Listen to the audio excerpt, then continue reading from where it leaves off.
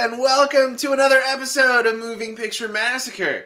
This is episode number 5 of season 2. Have you caught all the way up to season 2, episode 5? You haven't? That's some garbage on your part.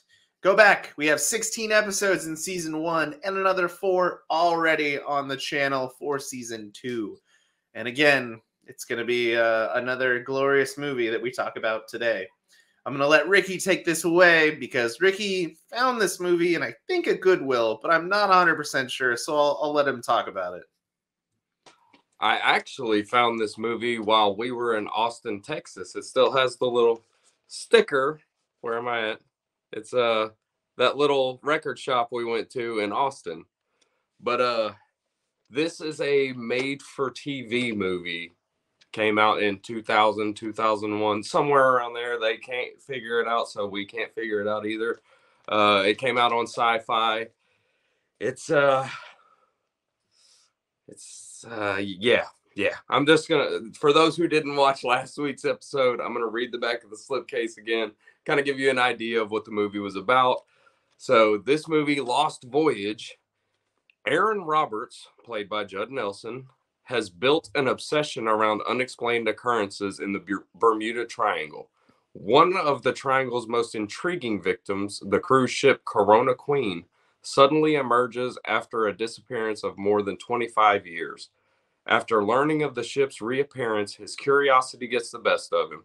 Regardless of strange supernatural warnings, he joins a terrifying paranormal exploration with Dana Elway, David Shaw, and a team of scientists in hope of uncovering the mysterious phenomenon.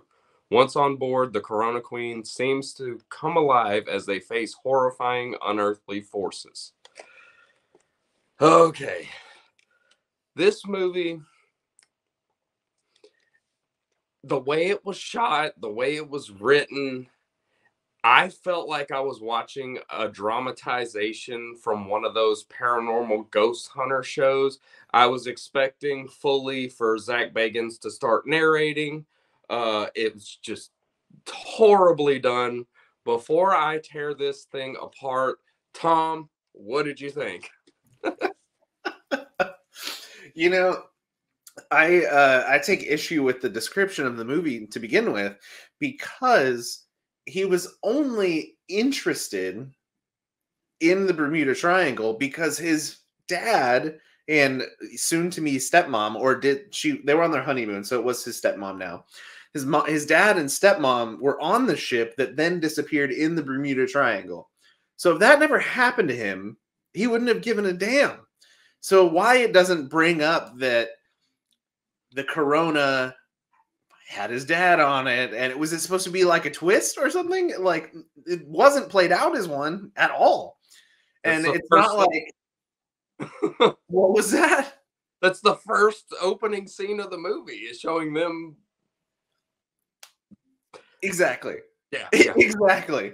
And the thought of it saying, it drove him to go search the Corona. No, he didn't want to get on the Corona. He didn't want to go check it out. The news crew wanted him to because he was apparently an expert on things out of the Bermuda Triangle and this ship in particular.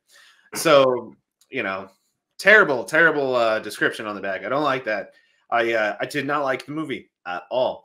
I did not know it was a made-for-TV movie, but as soon as I started watching it, I could fucking tell for sure that it was. And that's when I texted you guys and I was like, this makes a lot of sense, because I had to look it up. I was like, there's no way. And yeah, sure enough, makes a lot of sense.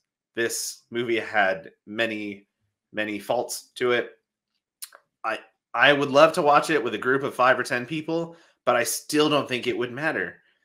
The kills weren't exciting or odd or weird enough to want to watch again. You can't laugh at them because they just look bad 90% of the time. And the storyline itself, the act, we'll go into it. We will go into it. Matt, tell us what you thought overall. Overall, I wasn't really impressed with this movie. I think it brought stuff up that was never, they never explained in the movie. They never go back to it. So when you start thinking about it, you're like, what the heck? Like this happened, but we never got a resolve for it. Like Ricky said, it was poorly shot. You can tell it's made for TV. The CGI on it's not really good. Some of the pros I thought in the movie though was it had a great cast of people. And I think that the people in the movie who are known for doing good movies did the best with what they could with this movie. And unfortunately, just the script and everything wasn't great. So overall, the movie suffered from it. But yeah, I didn't really like it. I also like when I was watching it, like maybe you can correct me here, but I got a real like Stephen King, is it the Langovers or whatever kind of vibe from it, or the plane drives through something and everyone goes missing or whatever. The Langoliers. That's it. Yes. Um, I almost feel like it was kind of almost ripped off from that storyline in a sense, like part of it. But yeah, overall, didn't really care for the movie. Ricky, Well, basically, the entity that consumes the ship. Basically, this movie is surrounded by a haunted storm cloud. That's the gist of it. And I will say, when the storm cloud first takes over the boat, that little skull that pops through their hotel door, oh my God, that was horrible. When I first saw that, I said, oh God. When I predicted last week that this movie was going to be a 0, I wasn't far off. But yeah, speaking of the cast that Matt brought up, one of the guys, they keep calling him Daz. If you look at the IMDb credits, it's actually Dazinger is his full name. But that guy was in an episode of It's Always Sunny in Philadelphia. He's the one that Dennis and Dee try to buy the AK-47 from at the gun show. And he's like, yep, $3,000. But that's him. That's where I recognized him from. And his death was actually kind of cool, where he gets crushed by the anchor. That was kind of cool. But that was really the only redeeming quality of the movie. But as Matt said, the CGI was just wretched. It was horrible. It was not well done at all. And Tom brought up in our little pre-episode conversation that the CGI wasn't up to par in the early 2000s, late 90s. I said that's bullcrap because Ghostbusters came out about 20 years beforehand and it looked awesome compared to this. So they don't have that as an excuse. One thing that confused me when they first get to the boat and they're walking around, everything looks pristine and clean and brand new. I was like, what is this boat? Has been in salt water for 25 years, abandoned. But then later in the movie, when the storm cloud comes through, the haunted storm cloud, let me rephrase, when it comes through, it changes the look of it. I was like, okay, now I get it. Because throughout that whole movie, I was mad. I was like, this boat is brand new. It's like they just built it yesterday. But before I keep rambling and finding more things to be mad at, Tom, do you have any redeeming qualities for this movie whatsoever, or are you going to tear more into it? Oh my gosh, bud. No, I don't have any redeeming qualities for it. I want to. What did we say? It was Lance Hendrickson that's in this movie? Yeah. I like him as an actor, and I thought he did a good job in the movie, again, with what he had. So, good on him. And we realized that the director of this movie has only directed 5 movies, but is very well known. I guess, I don't know if you want to say well known, but he's done like 80-something movies for special effects. That's a ton. Correct me if I'm wrong if that's not the right answer, but I thought it was like 83 or something ridiculous. So he worked a lot and special effects, and we watched this movie that had awful special effects. So I don't really know how that ties into it, especially, well, we found out he did not do the special effects of his movie. He edited his own movie, which he's done quite a few. He has a few editing credentials for him. Excuse me. But Lance Hendrickson. I don't even know how to say his last name. It's probably the only part of the movie I actually gave a shit about. It's there's the newscaster that is trying to get her new big break because she's getting older, and they're bringing in new blood, and she's this hot little girl or hot young woman. Sorry, that sounded weird. That is also kind of flirty with the boss of the news place, and so she's getting put up on these new jobs and this kind of thing, right?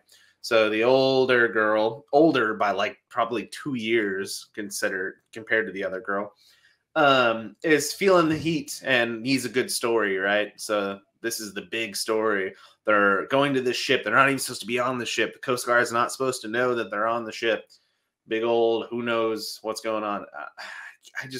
I'm really striving for something to say positively, and I really can't do it. No. Matt, go. You do your. What do you got? I mean, there was a couple positive things I liked about the movie. Like I said, there was a cast that I liked in it. I got IMDb up here, but Judd Nelson. I like Judd Nelson. I like Lance Hendrickson. Jeff Kober is the guy you were talking about from Always Sunny. He's also in Sons of Anarchy, and he was in an episode of New Girl where he played the maintenance man in the building, and he wanted to have a threesome with Jess and Nick Miller. And that was a funny episode. And then you also got Mark Shepard, who is Crowley from Supernatural. So seeing that, you're like, okay, this might be pretty good. I think that they could have wasted their budget on special effects with 2 kills in the movie. The guy who got electrocuted, I didn't hate that one. And then, like Ricky said, the guy who gets slowly crushed by the chain, and then the actual headshot with the anchor. That was pretty creative, I thought. Now, I like that a little bit. Even if it wasn't executed like to the best, I think an idea, I enjoyed that. Other than that, no, there's not a whole lot to talk about positively. There was a lot of things in this, like I was saying, was brought up. I'm going to go a little more negative here. To start things off, Judd Nelson's character in his office, the man in black who shows up, they never revisit that. Yeah, They did. Do they? They did. I don't remember it. He pops in and then he's gone, and that's all I remember. So at the end, whenever that man pops up, if you remember, he's recording something on his tape. He's talking to it. At the end of the movie, he's playing the tape back. And when the man in black goes to walk off, he's like, "But we have to go on with our lives. Goodbye, son." And he says son in the recording, but you didn't hear that initially. So they're saying that was his father that was talking to him. I don't like that. Regardless, I think that's. I hate that too. I almost wish it would have just not been revisited. I do remember the ending of it I thought it was on the phone though. Didn't they travel through the phone lines at the end when they left back into the storm for some reason? Like, yeah. Before the TV lady, the news lady, before she knocks on his door, he's listening to that tape playback. And then whenever they leave, the phone rings. And it's when the answer machine pops up, it's just like static, and then it goes through the phone line. Yeah, it's like Lawnmower Man when he jumps into the electricity or whatever. Yeah, did the ship call him and try and leave a voicemail? Like, what the fuck was that? The storm, yeah. It's a haunted storm cloud, man. I mean, I don't even know what to say about that. Like, it's dumb. And then there was the shot on the boat where he sees his father and he's like holding the gift out. I've seen that shot in another movie the exact same way, and for some reason I keep thinking of Psycho 2. But I don't think that's the movie. But I almost feel like they ripped that off of something. And I kept trying to remember what movie it was, and I couldn't do it. But yeah, I mean, someone who possibly has seen this movie who would watch this might be able to tell us. I don't know. But yeah, I did write a few things down that I thought were funny about it. Right off the beginning, when Aaron runs away from his dad, I almost laughed out loud when his dad's like, "Aaron, get back here." And like he like runs over next to the grandma, and the grandma just waves him off. Like she didn't hear anything. She just takes him and leaves. And that made me laugh. I was like, that lady does not care at all about what he's saying right now. And that's kind of what I guess set the tone for the movie for me. It was just really the secondary actors in it were just not good.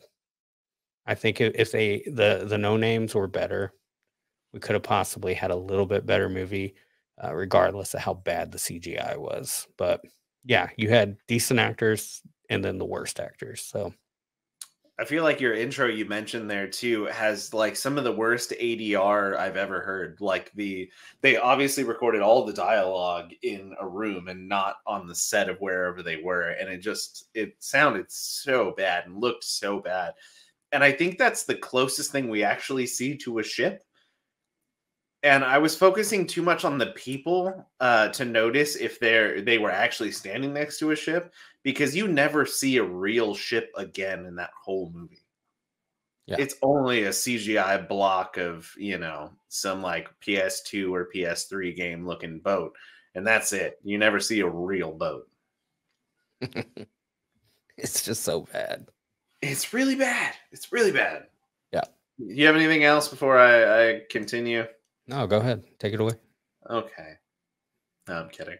I don't honestly have a lot more to go over. It's nothing about the movie was entertaining to watch to me. Even some of the kills, like you said, the electrocution kill, it still looked dumb to me. The amount of makeup he put on his face looks stupid, because it wouldn't have happened like that right away. That's just not how that works. Yeah. The young reporter that I mentioned was trying to get her first gig, and that kind of thing. She goes on the boat, and then she becomes a weird spirit thing that kills a couple people and sucks spirits out of somebody else. Yeah. You can watch that happen in the intro of this video. Amazing. Yeah, and that's exactly what the rest of the movie looked like. So if you had any curiosity and you didn't go ahead and watch this movie before we did to watch this, that's what you're missing out on. Yeah. Ricky, what else you want to talk about? Man, outside of that, the skull popping through their little cabin door or whatever, another CGI moment that was just wretched, horrible. When they first get onto the boat and she pulls out her video camera and she starts filming, she's like, "Do you hear that? There's like a squeak." And they follow the squeak, and it's that rocking horse. And he's like, "Oh, well, we're on water. Things are going to move." He's like, No, it's like someone's riding it. And then it pans to the TV screen. There's that little boy riding on it, dressed up like a cowboy. I was like, where did that come from? There was just some little boy dressed like a cowboy on this cruise ship at some point. Where would that kid even come from? That confused me a lot, and the CGI was very badly done, and it's just I don't have anything good to say about this movie at all. How about the like the pissing contest that Judd Nelson's character and the other AV guy has? He's like, "This right here will detect ghosts," and he's like, "Well, I've got the new one, and it has no like issues at all. It's perfect." I don't. The reporter, it shows a flashback scene when she's in the ship of her mom, and her mom's on life support, and she walks over and just turns that shit off and watches her mom die. So now in the ship, her mom is stalking her and fucking with her and this and that. What kid turns off their mom's life support machine? What is that? Oh, I was trying to help you. I was trying to make you feel better by being dead. Like, the kid was like, what, 7 or something? That kid knows nothing about what it's doing at all. Yeah. That was super dumb. And I was like, oh, okay, so it's just bringing back all of these terrible memories for all these people and this and that. But then the younger, I keep wanting to say waitress, but the younger fucking lady, news reporter, nothing popped up for her. She just got taken over by the cloud, right? Yeah. She was used as a sex symbol and then as a, a sexy threat to someone else's job, and then got used as a monster for no reason. It was dumb. How was I supposed to care about that person turning into a spirit, that kills other people? I don't. That person was terrible from all I could tell. So why would I care? Yeah. There was a boy who got electrocuted also. He just disappeared. And then they never revisit that. That's true. They go to see him and his body's gone, but never find it. Yeah. You're just waiting the whole time. Like, well, what cupboard is he going to be stashed in? And then nothing. He just doesn't come back. They just picked him up and threw him right in the storm, I guess, or I don't know. It was a poorly written movie. I mean, there's not much more to say about it. No, there really isn't. We're going to go right into that rating then, because all we're going to do is just continue to talk about how bad it was. And I feel like I don't want anyone to never watch a movie because of something we say. You know what I mean? You should go watch a movie no matter what. Someone spent their time, their money, and a bunch of effort to try and put out something that they enjoyed and they thought was something. Not every director loves every movie they put out, sure. But it's a movie. Watch the fucking movie. So, with that said, Ricky, did it meet your 0 criteria, or did it make it just a hair above?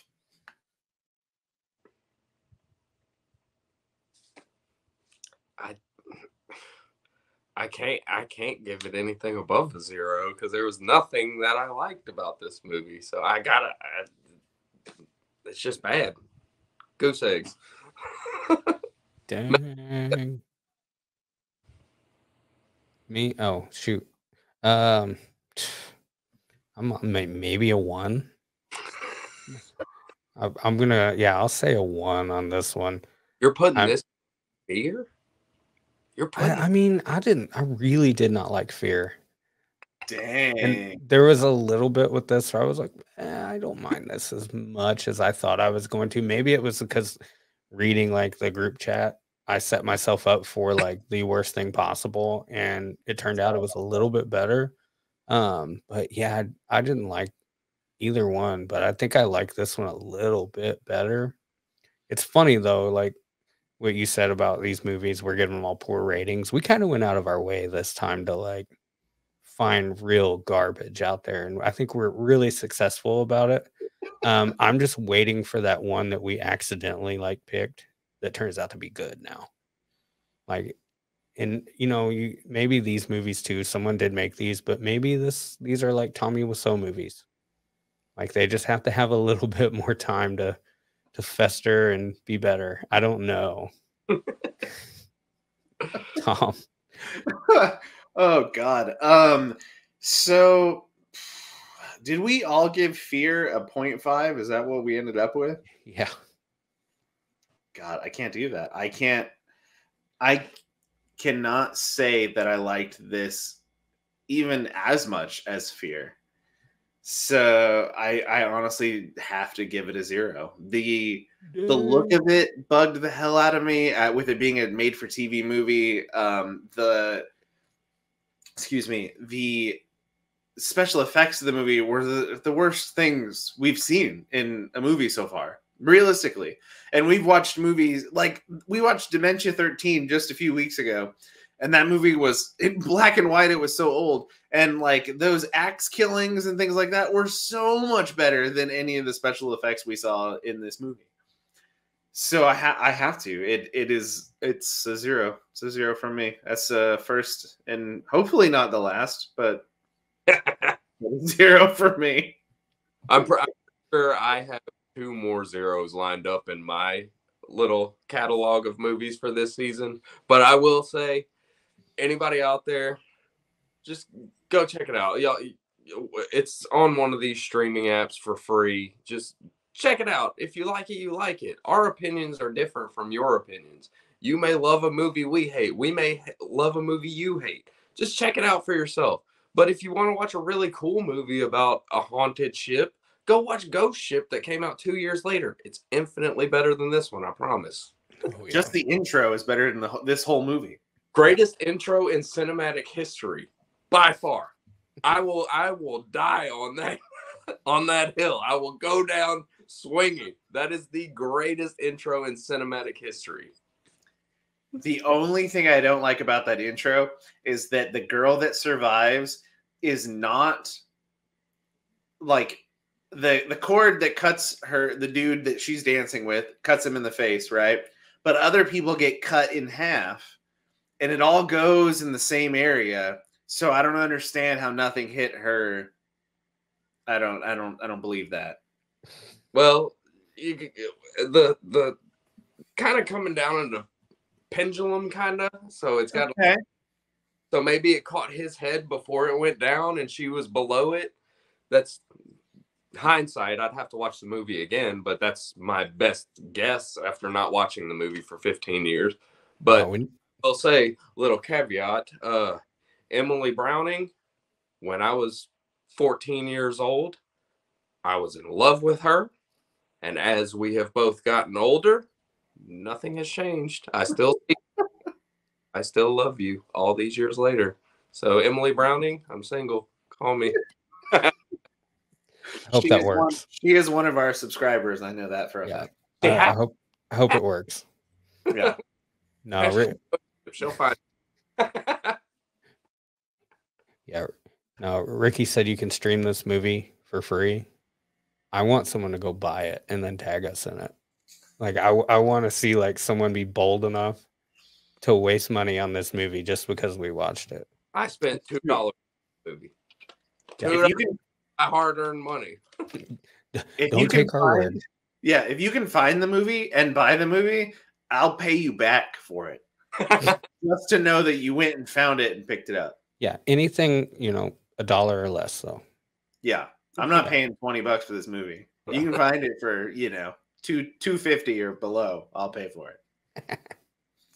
All right, kids. Well, let's find out what we're going to watch for episode 6. We've already gone through 5 movies. That's crazy. We have an even amount of movies now. 4 movies. Sorry, you're right. Seems like a lot. We talk a lot with each other. Anyways, let's see what episode 6 has in store. I'm going to push the button. Ba, ba, ba, ba, ba. You don't need to know what all these movies are, right? That's the surprise. We're going to watch Angel of the Night. I have no idea what that is. It's the bat cover movie. I don't have it with me right now. The bat cover movie. Yeah, it has a bat on the front of it. That's all I know. Okay, I'm going to pull it up right now. So if anyone wants to go out of their way to try and find this movie, to watch it before we do. That's it. This is what it is. Yes. Angel of the Night came out in 1998. And a very brief description of after inheriting a mansion from her grandmother, a young woman discovers a local legend that says her great-grandmother was a vampire. Hell yeah. We've got a few people in this movie. Mads Mikkelsen. I can never say his name, but that's a hell of an actor there. Yeah. Ulrich Thompson looks super familiar to me, and I can't remember why. You've got that dude from Game of Thrones, Nikolai Coster-Waldau something.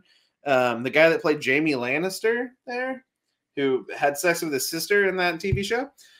He's in this, strangely enough. So we're going to check out Angel of the Night from 1998 on our next episode. And so do yourself a favor and go watch the movie. So when we talk about it and leave out tons of large plot points as we talk about it, you'll understand what the hell we're talking about. It'll work out much better, I promise you. Thank you all for being here, for subscribing and liking every single video that we do. We appreciate that. We will see you guys in, next time.